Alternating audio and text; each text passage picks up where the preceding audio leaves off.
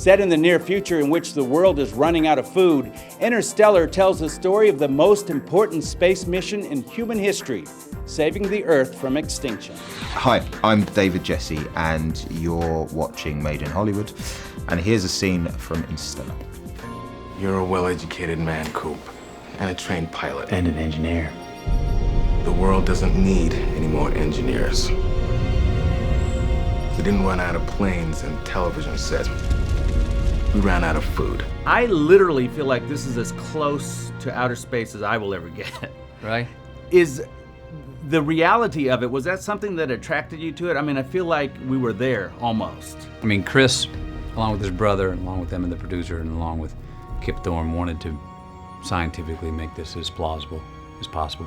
Even the idea that we know anything, it's all theoretical. So even the people like Kip Thorne, you know, he can't prove anything. Your technical advisor. He's got the best idea of what's going on, assuming that we're right about all the things that have led him to that conclusion. So Kip Thorne is such a heavyweight brain that if you ask him a question, he sort of writes you an essay. So he would write that essay, Chris would read it, and then translate that to me, and then I would go, this is what we're talking about. We must confront the reality that nothing in our solar system can help us. Pretty much real as we can get without going to outer space. Your director, Christopher Nolan, you guys don't work with a lot of green screen kind of stuff. No green screen, practical sets. They built 500 acres of corn for me to drive recklessly through. You don't have to play pretend.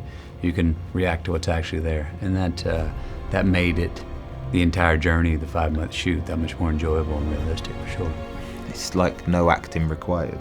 Like you literally, after a couple of hours in there and with the projected images, it does start to feel like, I've never been to space, but I would imagine that's what space looked and feels like.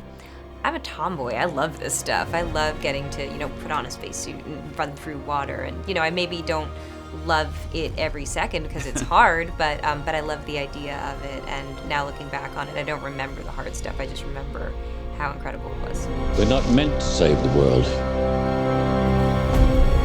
We're meant to leave it. I'm not a film critic, but I believe that none of this would work without the emotional kind of connections that all you guys have. Was that more challenging for you, or was like kind of the vastness of it all a bigger challenge?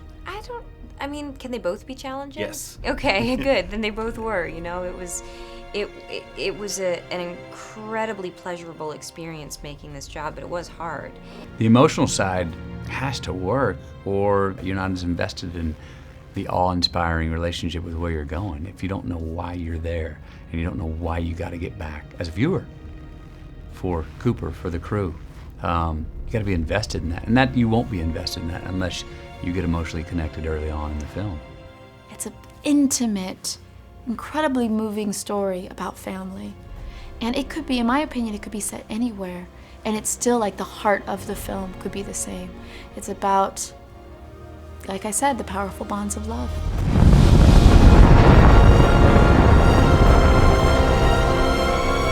We must reach far beyond our own lifespans.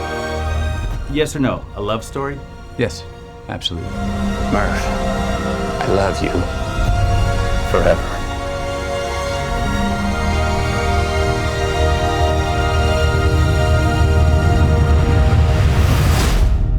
I'm coming back.